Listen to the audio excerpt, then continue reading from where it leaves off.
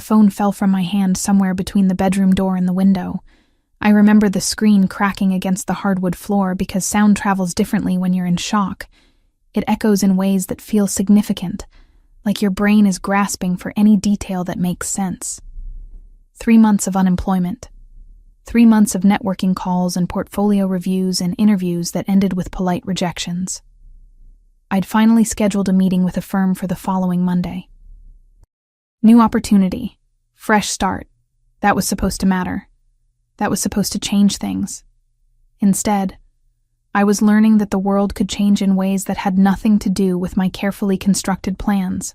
The hands came through the window, reaching across the sill with startling precision. I'd been asleep maybe 3 minutes when the glass broke. Not a smash, something calculated. A circle cut cleanly from the lower pane with tools I didn't recognize and wouldn't understand until much later. 1 hand, then 2. Then suddenly there were bodies moving through my apartment with the efficiency of people who had done this before. They moved like water finding cracks. Something that could be transported. The vehicle was industrial. I caught that much before consciousness started fragmenting. Metal walls. The smell of diesel and salt. Something about the temperature suggested we were near water. My mind, still partly aware despite the chemicals, tried to construct meaning from sensory data. Harbor? Port? The thought that should have comforted me, that being near a populated area meant rescue, safety, instead crystallized into something closer to terror. If we were at a port, we were near transportation. We were being moved. The container door, because that's what it was, I understood this immediately, closed with a sound like finality given physical form. A bolt slid into place. The darkness that followed wasn't the darkness of night. It was absolute, total, the kind of darkness that existed before light was invented. I wasn't alone.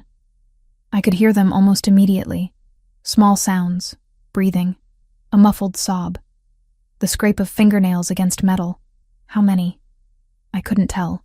The darkness had weight, and it compressed distance, made individual sounds seem to come from everywhere simultaneously. Hello? My voice came out strange, fractured, as if someone else was speaking through my throat. Is anyone? Don't.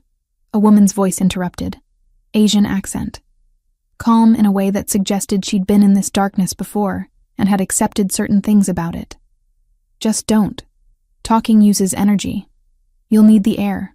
The engine started. A deep vibration that traveled up through the container floor and into my bones.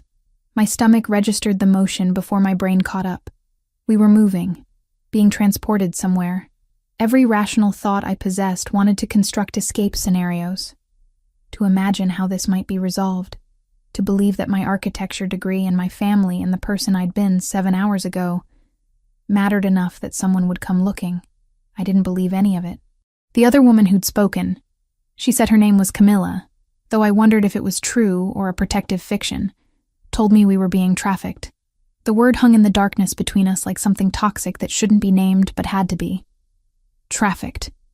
The kind of thing you read about in news articles, in reports about organizations that seem to operate in other countries, other worlds. Not Boston. Not your apartment with the view of the common and the small kitchen you'd decorated carefully during a moment when you still believed the future would look a certain way. How long have you been? I started. 6 months, Camilla interrupted. Maybe longer. Time works differently here. You stop counting days. You stop believing that the counting matters. There were 4 others. I couldn't see them, but I counted the breathing patterns. One of them wasn't breathing normally. Shallow. Rapid. The sound of someone in panic that had crystallized into a permanent state. Another was completely silent, which somehow felt more disturbing than the crying. The cold came gradually, or maybe I just became aware of it slowly. My dress, that gray dress that had made me feel professional, capable, interview-ready, was thin, insufficient. My shoes had been taken. I tried to catalog what had happened in what order, but the timeline kept fragmenting. How long had we been here? Hours? The engine noise suggested significant travel. The salt smell intensified. The air grew thick and difficult to breathe, like we were collectively exhaling our futures into an increasingly limited space.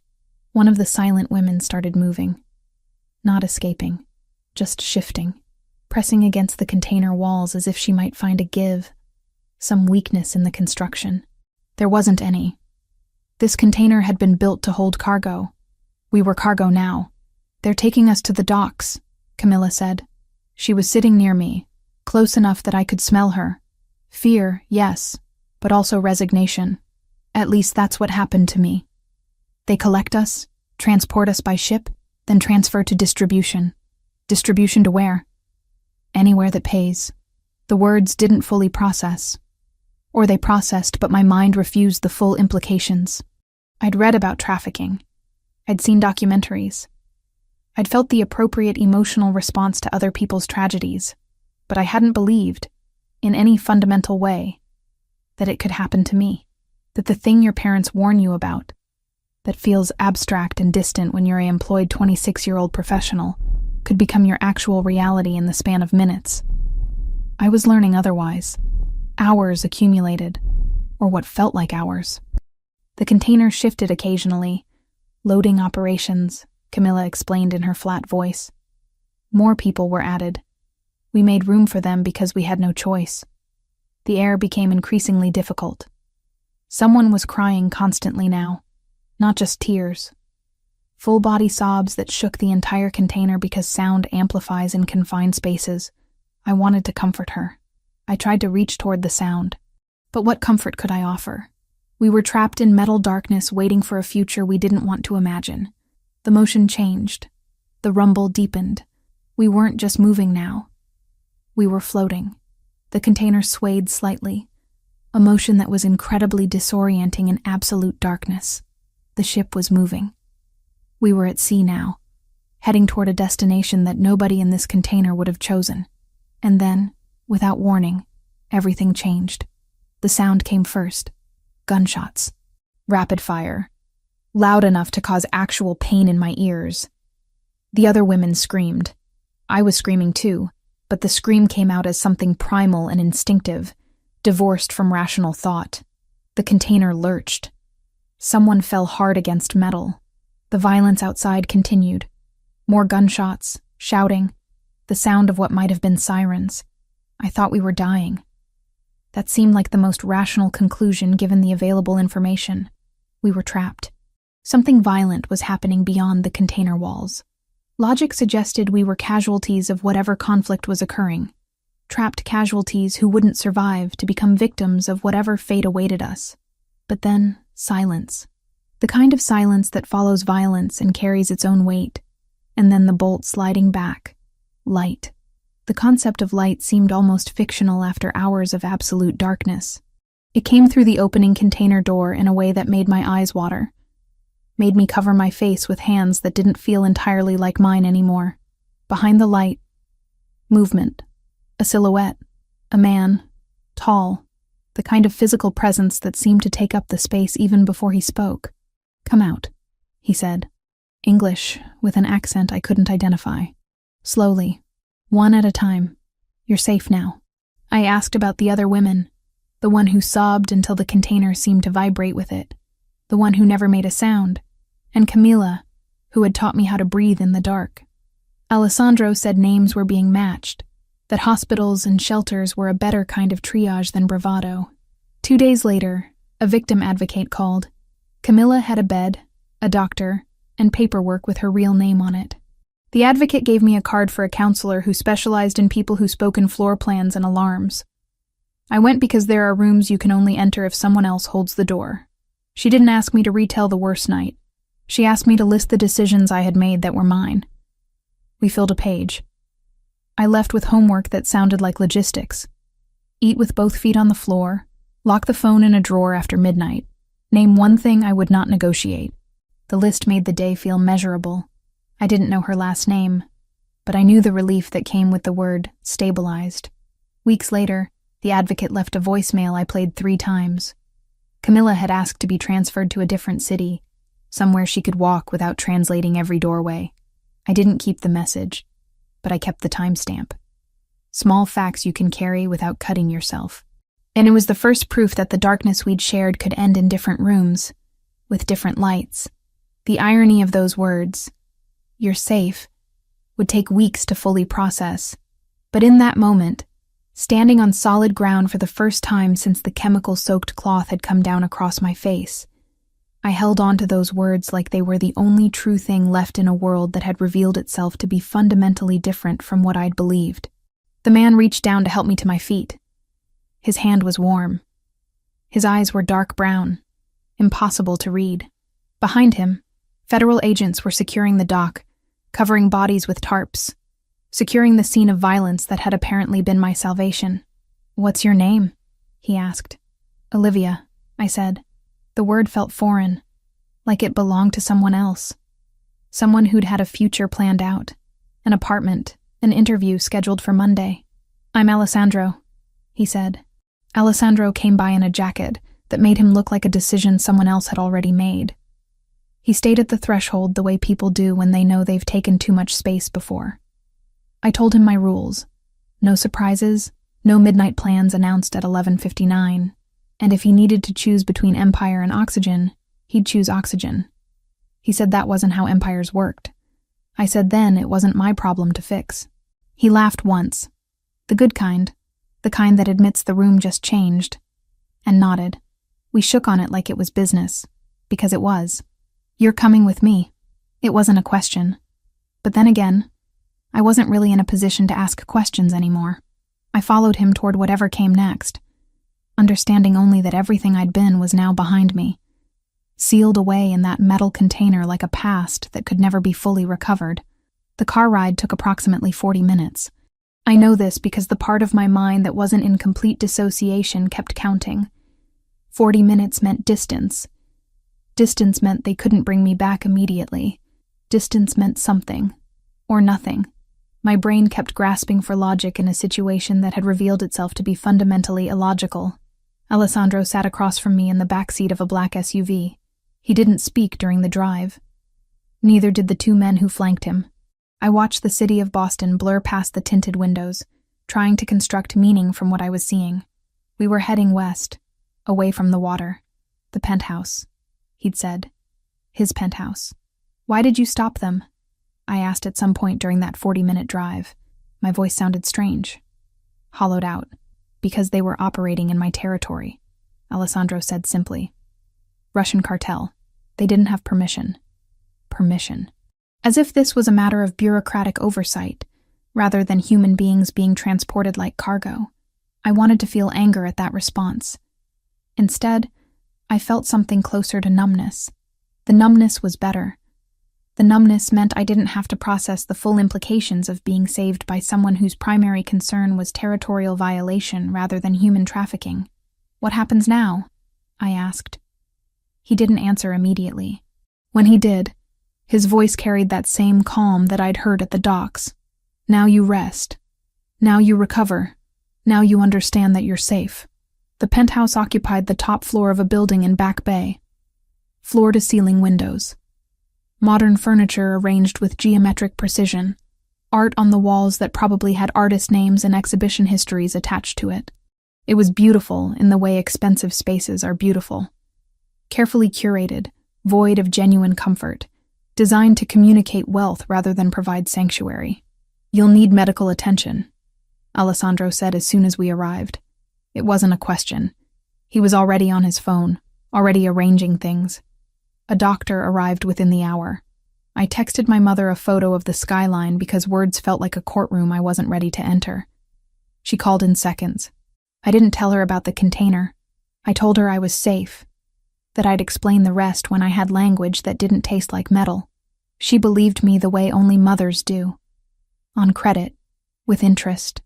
A woman in her 60s who didn't ask questions, just examined me with professional efficiency. Checked for signs of injury, drew blood, asked me to follow her finger with my eyes, listened to my heart. The chemical I'd been exposed to had metabolized already. No permanent damage. Lucky. Lucky. That word seemed obscene in context.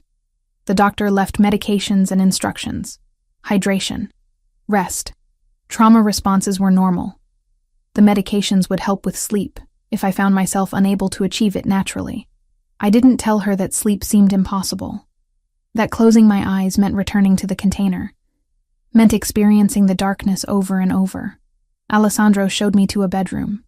Guest room, he called it, though the size of it suggested it could accommodate an entire apartment. Fresh clothes were already laid out on the bed. Not my clothes.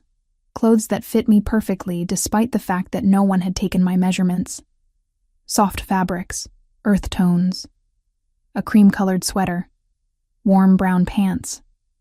The kind of clothes meant to soothe, meant to communicate that I was in a space where comfort mattered. "There's a bathroom through there," Alessandro pointed. "Shower if you want. Everything you need has been provided." I showered for 45 minutes. The water pressure was incredible, the hot water endless. I stood under the spray and tried to wash away the smell of the container, the residue of chemical exposure, the feeling that something fundamental in me had been damaged irreparably. The water ran clear. My skin emerged clean, but the feeling persisted. The penthouse had guards. I understood this gradually over the first few hours. Men positioned at the entrance. Men in the hallway outside my bedroom.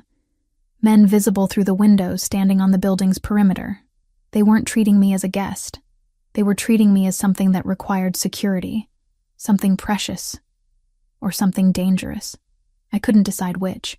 Alessandro visited me that evening. He brought food, soup, bread, simple things. He set the tray on the desk and observed me with those dark brown eyes that were impossible to read. "Eat," he said. "Your body needs fuel." "Why am I here?" I asked. The question I'd been avoiding since we left the docks. "Because you need protection," he said. "From what? From who?" "From the people who put you in that container. From people who might try to do it again. From the uncertainty of your position." He paused. "From yourself, perhaps. The impulse to make decisions from a place of trauma rather than clarity." "I don't know you," I said. It seemed important to state this fact. Important to establish that the gratitude I felt for not being trapped in darkness anymore didn't erase the fundamental reality of our relationship. He was a stranger who happened to have been at a dock at a specific moment. "No," Alessandro agreed. "You don't. But I knew that you needed immediate protection, and that the systems designed to provide that protection would move slowly and create paperwork trails that other people could follow. So instead, you're here. You're safe. You're secure. You have time to recover before you decide what comes next." "Am I your prisoner?" I asked directly. The question seemed to amuse him slightly. "Do you feel like a prisoner?" "I don't know what I feel like." "Then let's establish this. You are not a prisoner. You're free to leave whenever you choose. The guards you've noticed are to prevent people from coming in, not to prevent you from going out. The medications the doctor left are optional. The food is optional. Everything is optional except one thing." "What's that?" "The understanding that leaving would be dangerous. That remaining under my protection, despite its complications, is safer than attempting to navigate the outside world at this particular moment." He left after that. The door to my room closed with a soft click. I sat on the edge of the bed and tried to decide if what he'd said constituted a threat or a statement of fact. The distinction seemed important and increasingly impossible to determine. That first night, I didn't sleep. I mapped exits in the ceiling's shadows the way I used to map galleries, egress, sightlines, choke points, because the body remembers what safety costs. I tried. The medications the doctor had left made sleep possible in theory, but my brain kept cycling through scenarios. The container, the darkness, the gunshots, Alessandro's face when he'd opened the container door, the expression in his eyes that contained something I couldn't quite name, protection and possession existing in the same moment, salvation that came with obligations I didn't fully understand. By morning, exhaustion had created a strange clarity. I understood that I was trapped, but not in the way I'd been trapped in the container. This trap was more sophisticated, softer, easier to convince myself might not be a trap at all. The penthouse was comfortable. The food was good. The guards were polite. The showers had excellent water pressure. But I was still trapped. And the man who'd constructed this particular trap was still a stranger. A stranger who'd apparently decided I was worth saving, or worth possessing. or worth something that I didn't yet have the language to describe. The federal agents arrived on the third day. 2 of them. A woman in her 40s with a sharp expression, and a younger man with a notebook. They sat in Alessandro's living room, not my bedroom, which suggested this was official in some way, and asked me to recount everything. I told them about the men coming through my window, about the chemical, about the container and the darkness, and Camilla and the other women, about the gunshots that had fractured the night and the moment the door opened to reveal Alessandro, standing silhouetted against dock lighting. What I didn't tell them was that I was beginning to understand the architecture of what had happened. The way Alessandro kept inserting himself into the conversation, not threatening, just present, just making clear through his proximity that whatever protection the federal system could offer, he could offer more, different, faster. "We're going to need you to testify," the female agent said. Her name was Morrison. She had kind eyes that didn't match the sharpness of her mouth. "We're building a case against the Russian operation, the trafficking network. Your testimony would be valuable." "Of course," I said. "There's protective custody available," Morrison continued. "Safe houses. The system can ensure your security while we move forward with prosecution." Alessandro shifted slightly. Just a movement. Just enough that I noticed and, more importantly, Morrison noticed that I noticed. "She'll remain here," Alessandro said quietly, "under my protection." "That's not standard procedure," Morrison replied. She wasn't looking at him. She was still looking at me, trying to communicate something through eye contact, trying to tell me that I had a choice. "I'm aware," Alessandro said. "But this is what's happening." I should have objected. Some part of me understood that objecting was the rational choice, that accepting federal protection meant stepping outside Alessandro's orbit, meant reclaiming some version of agency and independence.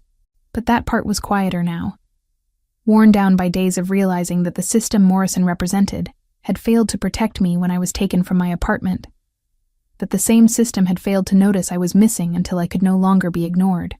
"Olivia," Morrison said directly, "do you want to be transferred to a federal safe house?" I looked at Alessandro, not for permission, for clarity, for understanding of what refusing would mean. "I'll stay," I said. Morrison's expression shifted. Disappointment, understanding, recognition of a choice being made that she couldn't prevent. She set a business card on the table. "If you change your mind." She didn't push. She scheduled weekly check-ins, handed me a list of victim advocacy contacts, and made me promise, twice, that I'd call if the number ever felt like a lifeline instead of a formality. "If you ever feel unsafe, you call this number immediately." After they left, Alessandro didn't speak. He simply walked to the window and looked out at Boston stretching below us. His silence was worse than words would have been. It communicated that he'd expected this outcome, that my choice had been inevitable from the moment he'd opened that container door. "You know that testifying while under my protection complicates things," he said eventually. "That prosecutors will question your credibility. They'll suggest you're being influenced. Are you influencing me?" "Of course," he said simply. "Through shelter, through security, through the understanding that the system that failed you once has structural problems that won't be solved by the time your case reaches trial. Yes, I'm influencing you, but not in the way they mean." The first probes landed on day 5. Nothing cinematic, just pressure where logistics are soft. Alerts, not alarms. We throttled it back with procedures and quiet calls. By evening, the point had been made on both sides, and the ledger was balanced. Not because law enforcement responded, because Alessandro's organization responded first. Property was secured, equipment was salvaged. The message was sent back through channels I didn't fully understand, but could recognize through context. This territory is not open for negotiation. 2 days later, I learned that Victor had been transferred to federal custody. Multiple charges: trafficking, conspiracy, money laundering.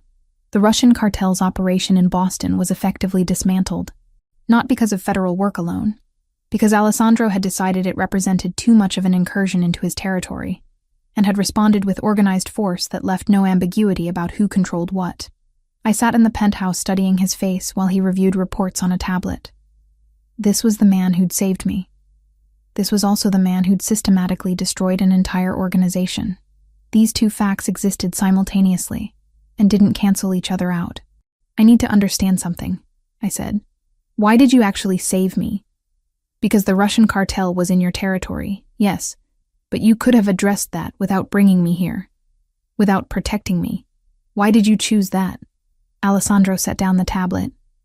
"Because in that moment, when I opened the container, I saw someone who should not have been trapped, and I had the power to prevent that, the power to offer something the system couldn't. So I did." He paused. "The territory issue is secondary. The protection you need is real.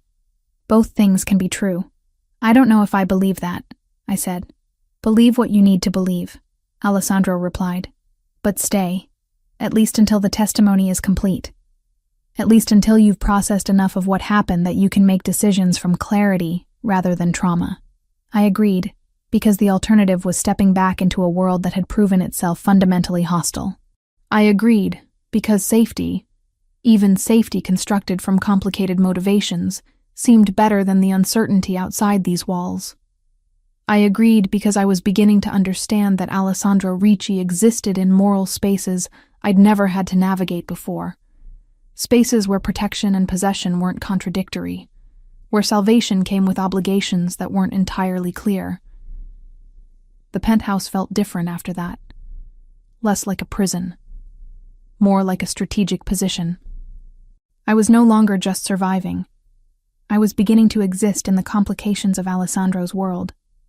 And I was beginning to understand that stepping back into my previous life, if that were even possible, might require leaving behind the only person who demonstrated the power to keep me safe. The grand jury testimony took place on day 7.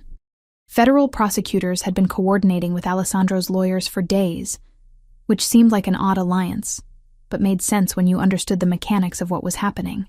The prosecution wanted convictions. Alessandro wanted the narrative controlled. Both objectives could be served by presenting documentation in a specific order, by curating what evidence was most visible, by allowing certain details to emerge while others remained strategically obscured. I sat in a conference room with Morrison and 2 assistant prosecutors while they prepared me. They were thorough, professional. They asked me to recall details from the container, details from the interrogations at the dock, details about the other women. They recorded my testimony. They reviewed it. They made suggestions about how to present information with maximum clarity and minimum ambiguity.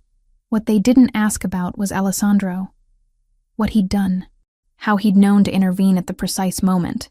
How an operation that the federal government apparently wasn't conducting had somehow resulted in the Russian cartel's primary asset being secured. The grand jury itself was anticlimactic.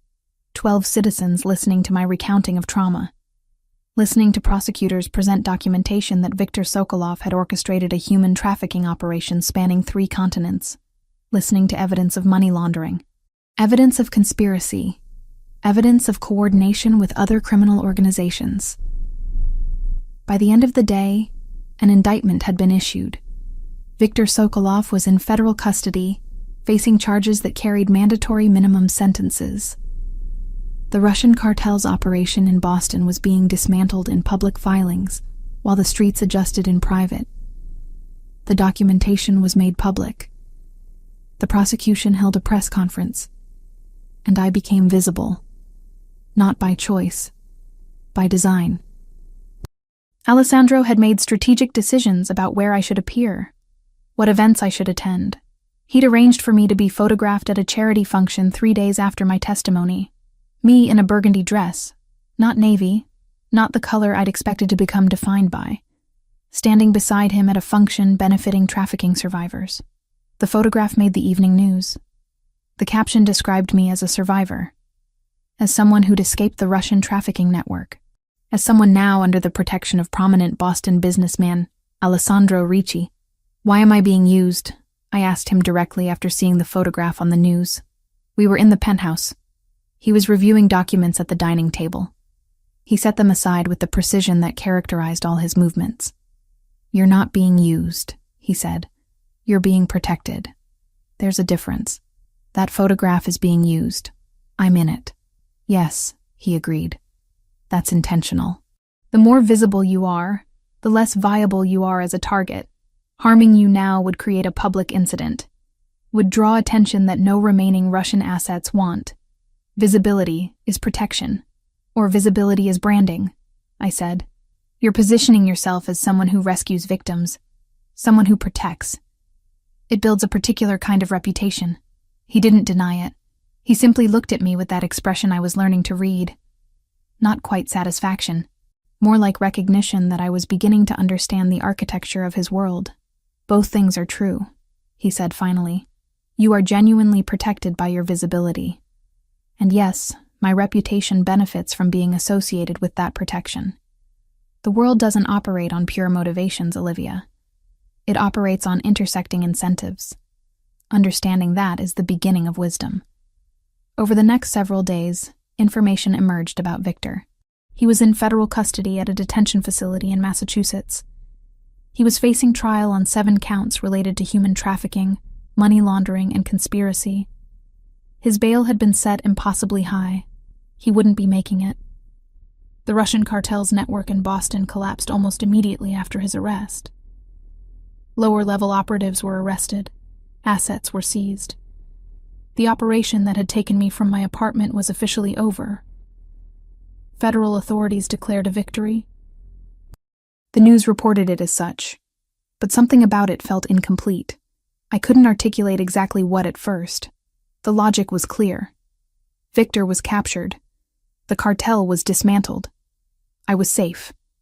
But over the following weeks, I began to notice things. Calls Alessandro received from people I never saw. Meetings conducted in hushed voices in rooms I wasn't invited into. Men arriving and departing with urgent precision. The sense that while the Russian cartel's operation was indeed over, other operations were accelerating. "Are you consolidating power?" I asked him one evening. He was working late, reviewing financial documents. He looked up from his laptop. "The vacuum left by their collapse needed to be filled," he said.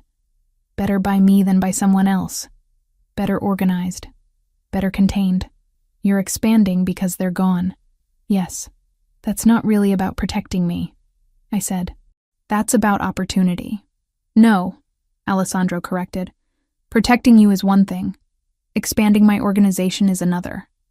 They're not contradictory. They're simultaneous. I can do both. I am doing both." I realized around day 18 that I'd moved into a different kind of cage. Not the container. Not even the penthouse with its locked doors and stationed guards. This cage was constructed from visibility and complexity, and the understanding that leaving would be far more complicated than remaining. The charity photographs continued. Events at which I was positioned next to Alessandro. Careful compositions that suggested rescue narrative. Suggested that this was a man who saved people. A man with power who used it benevolently. A man who was owed loyalty and gratitude and silence. I was becoming his proof of character. His investment in the narrative of being more than what he actually was. And the worst part was that the narrative wasn't entirely false. He had saved me. He had protected me. He had used intelligence and force to dismantle an organization that was destroying lives. He'd also used me to build his reputation. Used my trauma to create public positioning. Used my visibility to communicate messages about his power and his protection to everyone operating within his sphere of influence. When I tried to articulate this to him, he didn't defend himself. He simply looked at me with that expression of recognition. "You're beginning to understand how the world actually functions," he said. "Most people never do. Most people prefer their stories simple. Good and bad. Rescue and victimhood. Black and white. You're learning that everything is gray. That survival requires accepting complexity. That protection costs something. Usually agency. Usually the right to be entirely certain about your own positioning." Victor appeared in court 2 weeks after my grand jury testimony. I was required to be there, to provide in-person testimony, to look at the man who'd orchestrated my trafficking and communicate through that look the impact of his choices. It was devastating in a way I hadn't anticipated, not because I felt vindicated, because I understood that destroying him didn't undo what had happened to me. Didn't return the version of Olivia who'd existed before the container. Didn't make the penthouse less of a cage, even though it was infinitely more comfortable than the container had been. After the testimony, Alessandro met me in the courthouse hallway. He took my hand. It was the first public display of physical affection between us. The photographers captured it immediately. "You did well," he said. "I testified about being trafficked," I replied. "That's not performance. That's just survival. It's both," he said. "Always both. That's what you have to accept if you're going to stay." I understood what he was asking. Not for love. Not even for genuine partnership. For acceptance of the architecture. For understanding that I existed now in spaces that couldn't be neatly categorized. Protected and imprisoned. Rescued and possessed. Visible and invisible. I was learning to live in those spaces. Learning to breathe in ambiguity. Learning that the alternative to Alessandro's complicated protection was returning to a world that had proven itself far more hostile than any penthouse could ever be. The phone calls started around 3 a.m. I wasn't sleeping. I'd stopped sleeping predictably somewhere around day 9 of being in the penthouse. My body had developed an internal rhythm that bore no relationship to clock time. I'd wake at odd hours, sit at the window, watch Boston sleep below, try to convince myself that the life I'd lived before the container still existed somewhere in the city's geography. The calls were different. Urgent. Alessandro took them in sequence in his office. I stood in the kitchen drinking water that tasted like nothing, trying not to listen but unable to avoid hearing fragments through the open doorway. 3 locations. Simultaneous. Economic pressure. Property damage. The Russian cartel wasn't finished. They were pressing back. "They're going after the warehouses," Alessandro said when he emerged from his office. He was already dressed.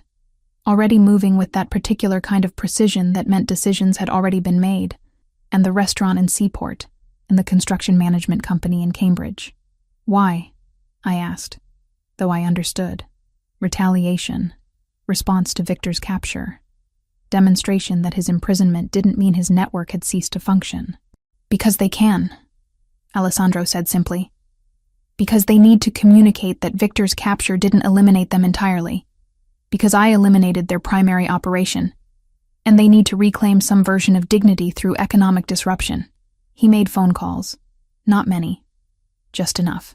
Within 30 minutes, men began arriving at the penthouse. Not in dramatic waves, in small groups through different entrances. They came with the efficiency of people who'd been trained for emergencies. They received briefings from Alessandro, maps on screens, addresses, estimated damage parameters. Then they deployed. I watched from the living room as the penthouse transformed into a war room. Not literally. There were no weapons visible. Just men with phones and tablets coordinating with other men at identified locations. The precision was almost beautiful, almost clinical. Alessandro sat at the dining table with coffee that grew cold while he orchestrated. "Warehouse 1 is secure," someone reported through Alessandro's earpiece. "Construction site fortified," another voice confirmed. "Restaurant staff evacuated." A third communication relayed. Within 2 hours, property damage had been contained. Equipment had been salvaged or relocated. The economic impact the Russian cartel had attempted to inflict was significantly reduced. The message was clear. This territory belonged to Alessandro. His operations were protected. His security protocols were sophisticated enough to prevent the kind of harm that required advance notice and coordinated strikes. By dawn, the response was already being organized. Not through police, through channels I didn't fully understand but could recognize. Information was being sent back through intermediaries. Money was being moved. Pressure was being applied in directions that would make continued retaliation prohibitively expensive for whoever remained in the Russian hierarchy. "They'll try again," I said. It wasn't really a question. "Probably," Alessandro agreed. "But they'll do it knowing the cost. They'll calculate whether maintaining face is worth the economic disruption. Usually it isn't." 2 days later, Morrison called. Viktor Sokolov had been transferred to federal custody. Multiple charges: trafficking, conspiracy, money laundering, racketeering. The documents were being filed. The prosecution was accelerating. He would be held without bail. His assets were being frozen. His network was being systematically dismantled through legal channels. The news coverage was extensive. Photographs of Victor being transported. Commentary about the effectiveness of federal coordination with local law enforcement. No mention of Alessandro. No acknowledgement of how the specific timing of Victor's capture had coincided with the dock operation. No indication that systematic intelligence gathering had preceded the physical intervention. But everyone operating within Boston's criminal infrastructure would know, would understand the message, would recognize that someone with Alessandro's resources and sophistication had moved against the Russian cartel and won. Completely. Definitively. I noticed the changes gradually over the following days. Different people visiting the penthouse. Different conversations conducted in different rooms. Different energy moving through the organization. The immediate crisis had passed. Now came consolidation. Now came the work of filling the vacuum left by the Russian cartel's collapse. "You're expanding," I said to Alessandro 3 days after Victor's transfer to federal custody. He was reviewing documents, financial statements, acquisition proposals, things that suggested legitimate business expansion, but also suggested something else entirely. Territory being reorganized, influence being repositioned, power being redistributed across a landscape that had just been significantly altered. "The vacuum needed to be filled," he said. "Better by me than by someone else. Better organized, better contained." "By us," I said. "You keep saying you're protecting me, but I'm here. I'm watching. I'm beginning to understand how this actually works." He set down his pen, looked at me directly.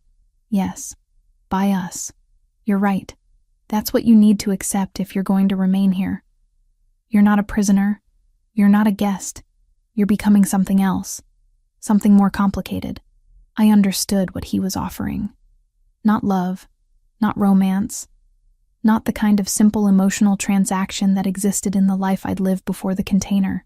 He was offering integration, visibility, the understanding that I was becoming part of his infrastructure, his organization, his world. And the worst part was that the alternative seemed infinitely more dangerous.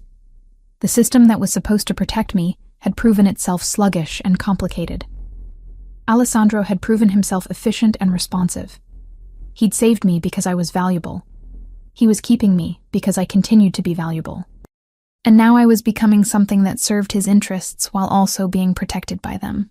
Over the next week, Sophia appeared, Alessandro's sister.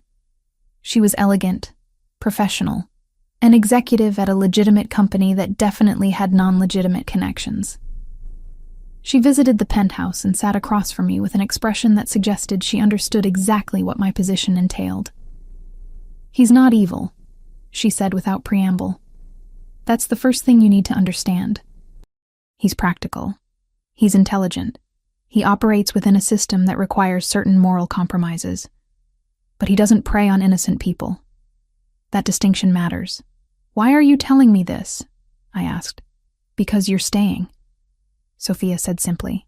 "Because my brother has decided that you're worth protecting, which means you're worth integrating, and because I recognize that expression on your face. It's the same expression I had when I first understood what my family actually does, and the same expression I had when I realized that leaving was more dangerous than staying." She left the penthouse after less than an hour, but her words remained. Her recognition of my trajectory remained. The understanding that I was being offered a choice that looked like freedom, but was fundamentally a different kind of commitment. I stood at the window watching Boston's evening lights multiply across the darkness, and tried to decide if what was happening was rescue or capture or something else entirely that didn't fit neatly into existing categories. The container had represented one kind of imprisonment. The penthouse represented another.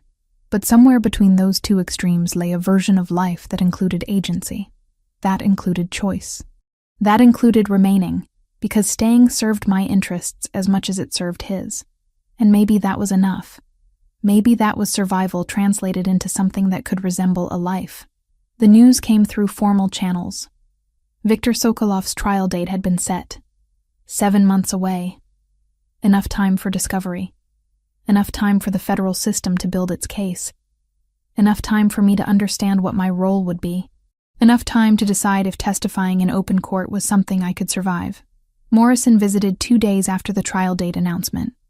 She brought documents, protective measures available to witnesses, options for testimony via closed-circuit television, options for anonymity in certain circumstances, options that suggested the federal government recognized that my visibility had become a liability rather than an asset. "You've done significant damage to the trafficking network," Morrison said, settling into one of Alessandro's designer chairs with the ease of someone accustomed to being in expensive spaces. "Your testimony at the grand jury was instrumental in securing the indictment. Your continued cooperation will be valuable during trial." "I understand," I said. "What you need to understand," Morrison continued, "is that your proximity to Alessandro Ricci has created complications. Defense counsel will argue that you're biased, that his organization has incentive to ensure your testimony aligns with his interests, that your presence in his home suggests improper influence. I'm here because I need protection," I said. The statement was true enough. Partially true. Some fraction of the truth. "I know," Morrison replied. "But perception matters in court. What I'm offering is an alternative. Federal protection, a safe house, testimony given from neutral ground." After she left, I understood what was actually being offered. Not alternative protection. A decision point. A moment where I had to choose between the system that had failed me and the man who had saved me. The penthouse felt different after that conversation. Less like sanctuary. More like a choice I was actively making, rather than a circumstance I was simply enduring. 3 days later, federal agents arrived at one of Alessandro's legitimate businesses, a restaurant in Seaport. They presented a warrant, requested documentation, conducted interviews. The investigation was ongoing. The prosecution was thorough. They were examining every connection between Alessandro and the port operations, every transaction that might suggest coordination, every communication that might indicate prior knowledge. They found nothing that implicated him directly, because there was nothing. Because Alessandro had been careful enough to ensure that his organization's response to the Russian cartel operated through channels that didn't touch his legitimate businesses. Because he understood that proximity to criminal activity required structural separation. But they were looking. They were asking questions. They were trying to construct a narrative that positioned him as something other than what he appeared to be in the media coverage. A businessman who'd saved trafficking victims. "They won't find anything," Alessandro said to me that evening. We were standing at the window watching Boston's skyline transition from day to evening, because I've spent decades understanding how investigations work, how evidence gets preserved, how testimony connects to documentation. I know the architecture better than they do. "Until they do find something," I said, "then we'll address it." He replied simply. The following week brought unexpected news. Victor had attempted suicide in his federal detention cell. Unsuccessful. He was now in medical observation. The news coverage was dramatic. Coverage of a man facing decades of incarceration choosing to end his situation rather than face trial. Coverage that suggested desperation. Suggested that the case was overwhelming. Suggested that conviction was inevitable. But it also meant my testimony would matter less. A jury seeing a suicidal defendant might assume guilt without needing extensive testimony. The case could resolve through plea negotiation. Victor might accept a deal rather than face trial. My visibility as a witness might become unnecessary. I realized around day 7 that I'd stopped counting the days since my rescue, that the timeline of my life had reorganized itself around Alessandro's operations, rather than around my own recovery. That my understanding of safety had fundamentally shifted from being about absence of danger to being about presence of power. "You need to decide," Alessandro said to me late one evening. He was reviewing financial documents. I was reading something that didn't require my full attention. "Are you staying because you feel you have no alternative? Or are you staying because you've decided this is where you want to be?" "I don't know the difference," I admitted. "One is imprisonment," he said. "The other is choice, even if the choice is complicated." Federal investigators returned to the penthouse 3 times over the following days. Morrison came with them once. They wanted to interview me about Alessandro, about our relationship, about whether I'd observed any criminal activity, about whether I'd been coerced into remaining. No, I answered to all of it. I haven't been coerced. I've been protected. From what? One of the investigators asked. From a world that's already proven itself hostile to me, I said. From people who are still in the Russian organization. From the uncertainty of whether the federal system can actually keep me safe. From the question of what comes next when the official protection ends and I'm returned to ordinary life. They didn't like that answer, but they couldn't refute it. By day 8, the federal investigation into Alessandro's operations had concluded without findings that would support criminal charges. The investigation into the Russian cartel would continue. Documentation would be assembled. Victor's trial would proceed. But Alessandro would remain untouched, legally separate from the operations that had dismantled his rival. Morrison called me personally to discuss my trial testimony options. You don't have to testify, she said. Victor will likely accept a plea deal. Multiple counts. Minimum sentencing guidelines will be high enough that he won't walk away from any deal. Your testimony might be unnecessary. What happens to me if I'm not needed? I asked. Then the federal protection concludes. You're released from protective custody. You're free to resume your life. Free. The word seemed almost fictional at that point. I told Morrison I would testify regardless, that I didn't need the federal system's permission to provide testimony, that my role wasn't dependent on whether it was strategically necessary, that I had something to say about what happened to me, and I would say it. After disconnecting the call, I found Alessandro in his office. He was reviewing architectural drawings of properties being acquired, portfolio expansion, evidence of ongoing consolidation. I'm staying, I told him simply. He set down the drawings. Because the alternative is returning to a life that doesn't exist anymore. Because the version of Olivia Grant who existed before the container is gone, and I have no idea how to reconstruct her.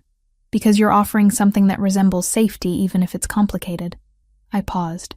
Because I'm beginning to understand that complicated safety is better than the illusion of simple safety. That's not love, he said. No, I agreed. It's not. But it's something. It's a foundation for something that might eventually become more complex than either of us understands right now. He nodded slowly. Then you're not a guest anymore. You're not under protection. You're part of the infrastructure. I understand, I said. And I did. I understood that I'd crossed a threshold. That I'd moved from being a victim who'd been rescued to being someone who was choosing to remain within Alessandro's world. That my testimony would be given from a position of integration, rather than neutrality. That the defense would argue bias and they would be correct, even if their definition of bias didn't capture what was actually happening between us. I was choosing this. However complicated, however dangerous, however uncertain the future remained. The negotiations took place over 3 days. Not in any formal sense. No lawyers. No contracts signed in front of witnesses. Just conversations between Alessandro and me that gradually shaped themselves into something resembling an agreement about what came next. I want to work, I said on the first day. We were in his office. Late afternoon. The Boston skyline visible through floor-to-ceiling windows. Doing what? He asked. Architecture. What I was trained for. What I was doing before the container. I paused. What I would be doing if my life hadn't been interrupted. He nodded slowly. That can be arranged. I have contacts. Legitimate firms. Projects that need architectural consultation. You'd work independently but under protection. What does that mean? It means you have employment. You have income. You have professional identity. But you're never alone. Someone is always aware of your location. Someone is always positioned to extract you if necessary. I'm not a valuable asset to extract, I said. You're more valuable than you understand. Alessandro replied. You're a witness. You're someone who can testify. You're also someone who's chosen to remain with me despite having federal alternatives. That choice has meaning. That choice requires protection. The second day brought practical considerations. Where would I work? Which firms? Which projects? We settled on a small architectural practice in Cambridge that specialized in sustainable urban development. The owner was someone Alessandro had connections with. Someone who understood the arrangement. Someone who could provide legitimate employment while ensuring my safety remained paramount. "How long do I work there?" I asked. "As long as you want to," Alessandro said. "Until you decide you need something different. Until circumstances change. Until you decide to leave." "Can I leave?" "Yes," he said simply. "You can always leave. But I would ask that you understand the consequences of leaving. That you understand what leaving means in terms of your own safety. That you leave with full knowledge of what you'd be stepping back into." The third day was about logistics. Hours. Compensation. Transportation. The mundane architecture of existence. I would work 3 days a week. The salary was generous. More than I'd made before the container. More than was strictly necessary for survival. The additional money represented something Alessandro didn't say explicitly, but communicated through the amount itself. Investment. Commitment. Understanding that I was building something beyond mere survival. Sophia visited on the evening of the third day. She brought wine. 2 glasses. We sat in the living room watching Boston's evening transition into night. "He cares about you," she said without preamble. "I don't know if that's accurate," I replied. "It doesn't matter whether it's accurate," Sophia said. "What matters is that he's demonstrated commitment. He's integrated you into his infrastructure. He's arranged legitimate employment. He's given you agency within constraints. That's about as close to caring as someone in his position can get." "What if I want more?" I asked. "What if this isn't enough?" "Then you'll want something he can't give," Sophia said. "Because his world doesn't have room for romantic fantasy. It has room for strategic partnership, for mutual benefit, for understanding that both people in the arrangement are getting something they need from it." "What am I getting?" I asked. "Safety," Sophia said immediately. "Security. Protection from people who would harm you. Employment. Identity. Purpose. All of it comes with obligations. All of it comes with visibility. All of it comes with being part of something larger than yourself. But you're getting those things, and you wouldn't have them if you'd chosen federal protection." I started work at the Cambridge firm on Monday. The name was Harrison & Associates. On my first morning at Harrison & Associates, I didn't ask for a tour. I asked for a floor plan. The receptionist, the kind of unflappable that people mistake for shy, handed me a laminated map and a badge. The building was a problem set. 2 stairwells, 1 freight elevator, a lobby that pooled strangers in a single glass bowl. Alessandro's people wanted to post up outside. I said we were not turning a civil office into a stage. We compromised. Staggered arrivals, a panic phrase I could say in a sentence without breaking it, and a rule I wrote on a sticky note and pressed into my own palm. No one draws a gun around me unless the world is already on fire. We ran a drill without calling it one. The panic phrase slipped into a conversation about coffee, and 3 people did exactly what we'd rehearsed. Log off, stand, walk. No sprinting, no heroics, no speeches. The building emptied in under 4 minutes. Someone complained about losing a paragraph to the autosave. I said a paragraph is cheaper than a life. No one argued. I was not hired to save anyone. I was hired to make a museum that taught a city to read itself. The archive looked like a shipyard for paper. Gray metal stacks, boxes with codes that meant something to the person who'd written them, and almost no one else.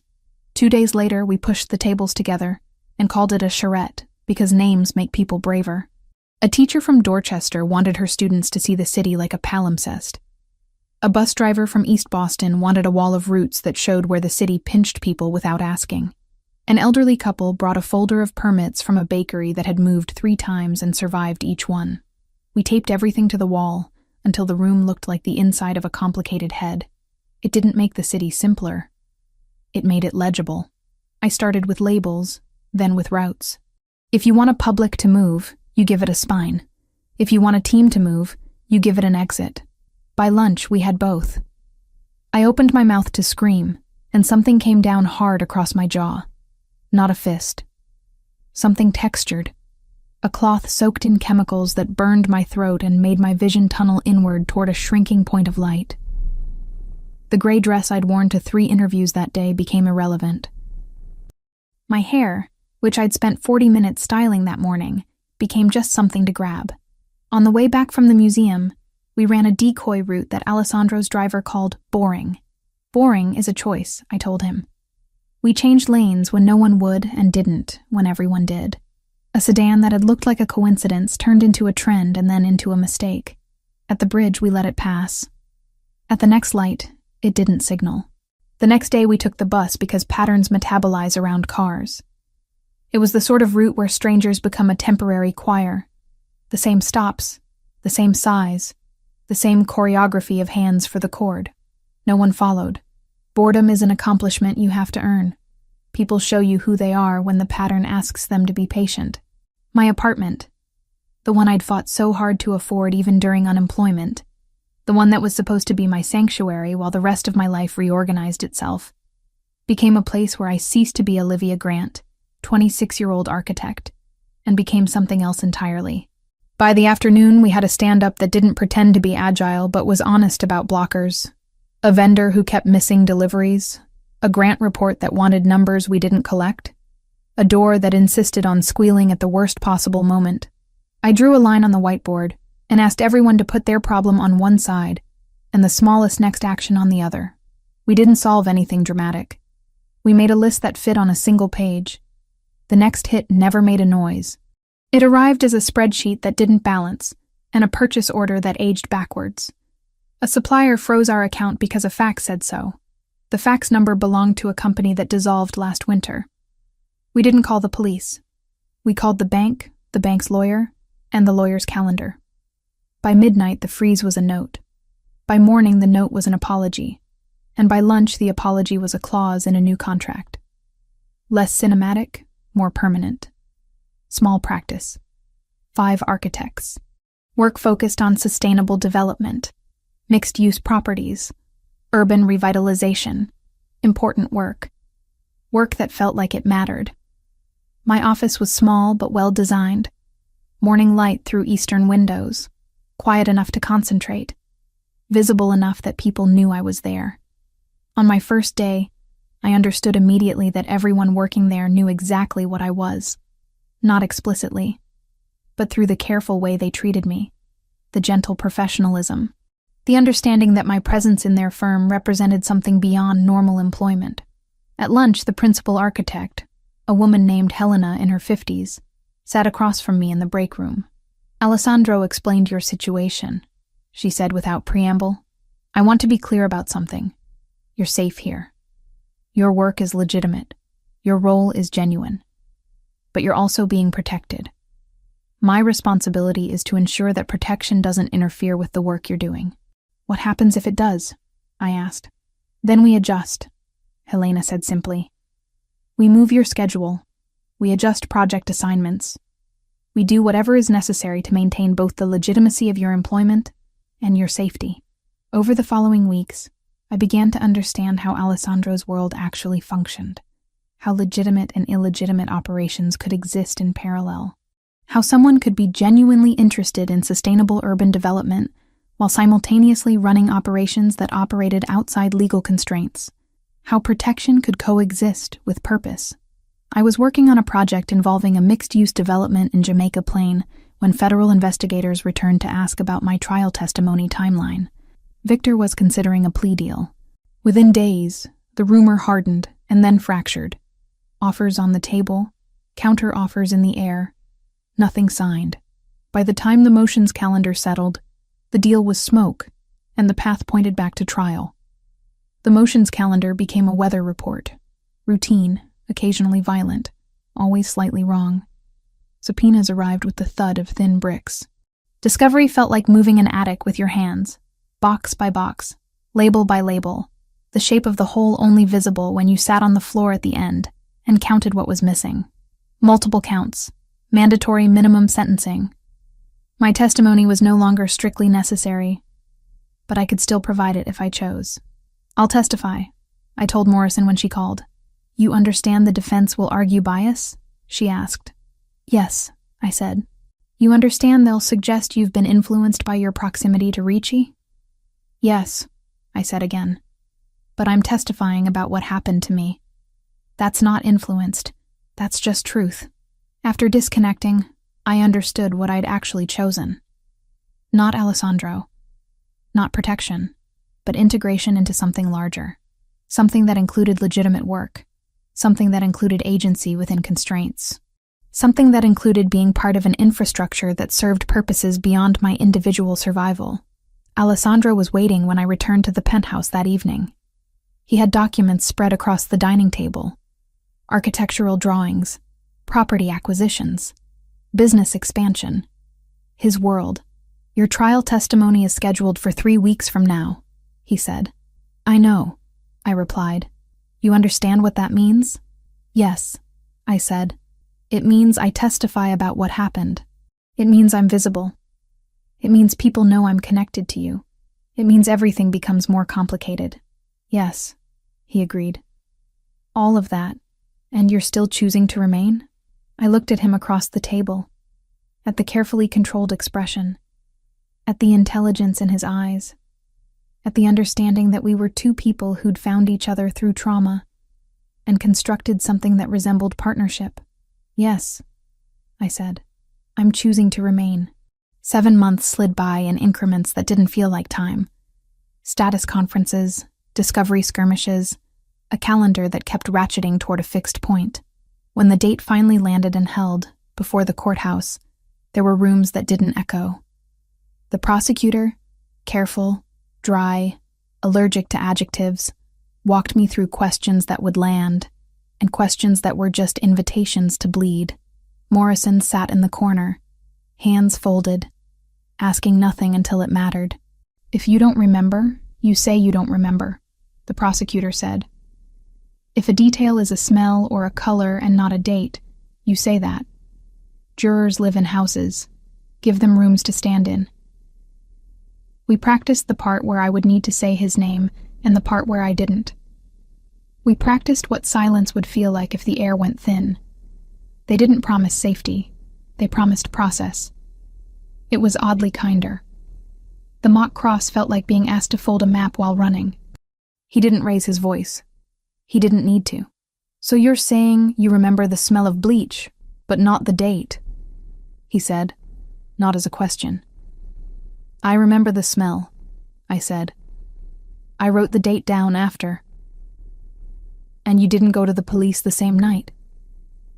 I went to the morning I could stand in a room without counting exits. He nodded like a metronome. Rhythm is a way to make people confess to tempo. We kept going until the answers stopped trying to be perfect and started being true. Morrison didn't correct. She added nouns, chain of custody, corroboration, scope. Words you can hang a memory on without making it carry more than it should. The courthouse was a different kind of cage. Glass and marble, and the formal architecture of justice. I sat in a witness room waiting to be called, and the irony wasn't lost on me. I'd spent the past 6 weeks working at Harrison & Associates on a sustainable development project in Jamaica Plain. 6 weeks of legitimate employment. 6 weeks of learning to exist in professional spaces. 6 weeks of building something that resembled a future. And now, I was back in the space where the past would be formally documented and set into the legal record. Morrison had prepared me. Prepared me again, technically, since I'd already testified before the grand jury. But grand jury testimony was different from trial testimony. This was public. This was Victor in the courtroom.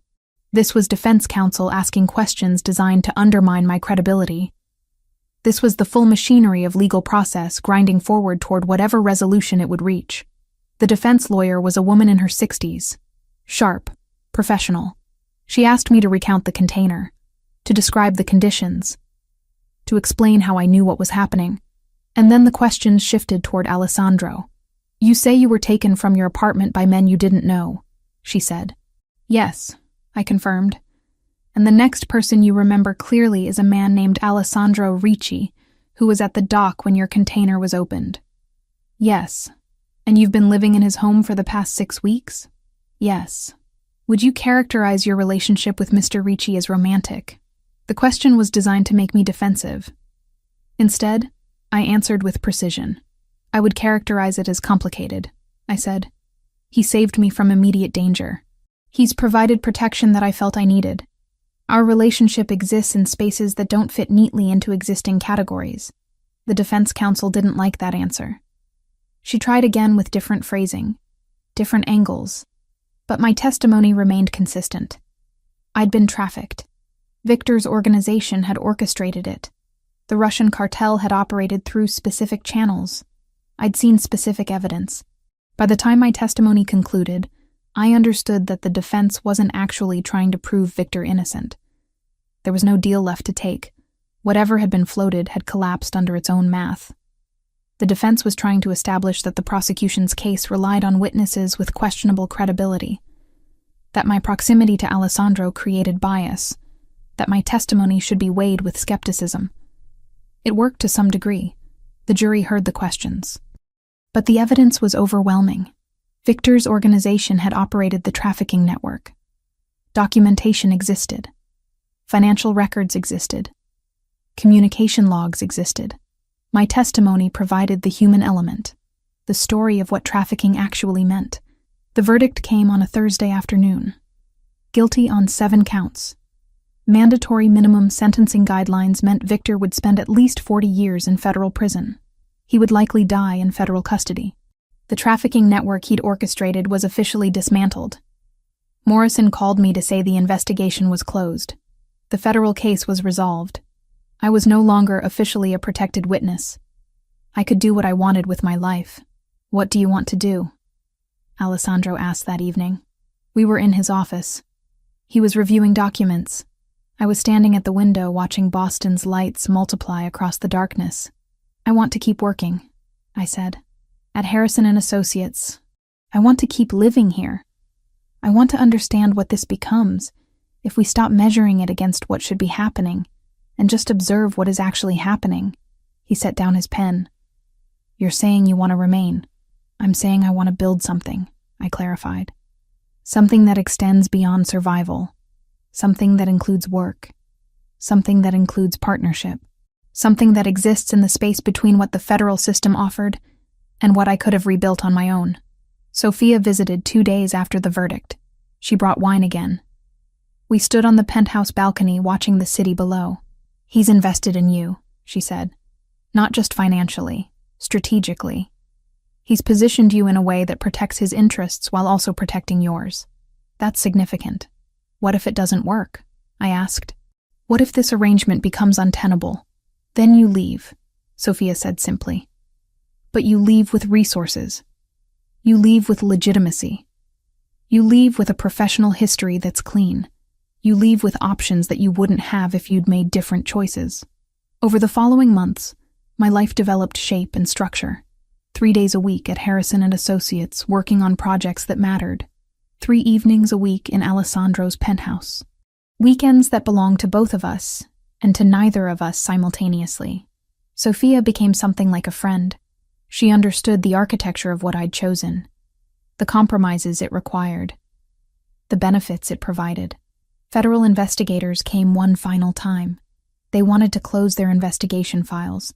They asked if I'd experienced any pressure to alter my testimony, if I'd received compensation beyond the housing and employment Alessandro had provided, if I felt I'd been coerced in any way.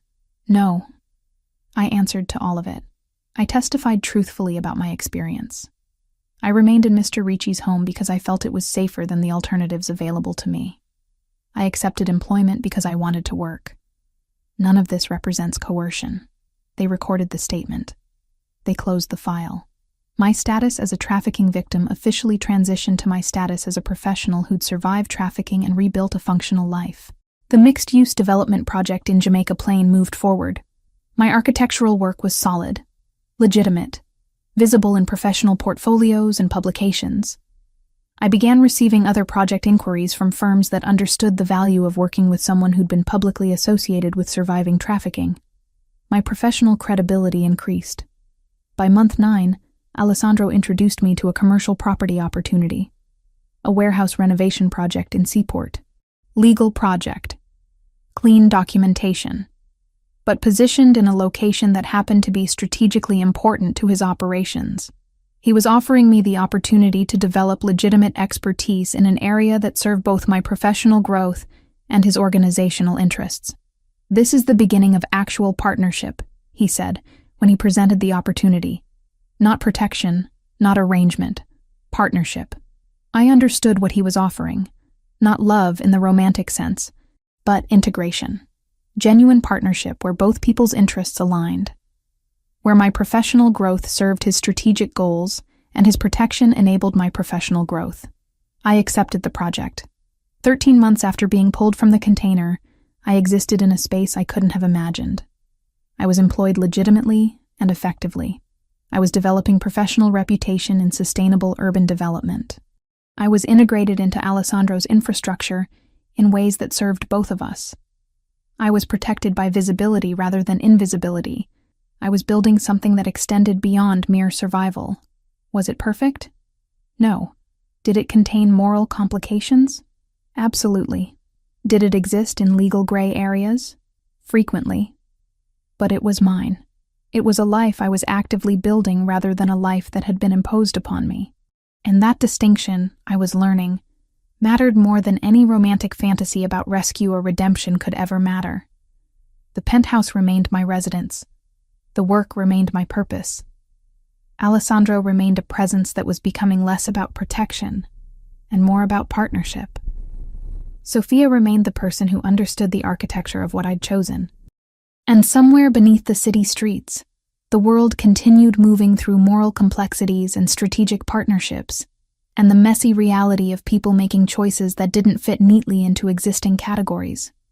I was surviving. I was thriving. I was building. And that would have to be transformation.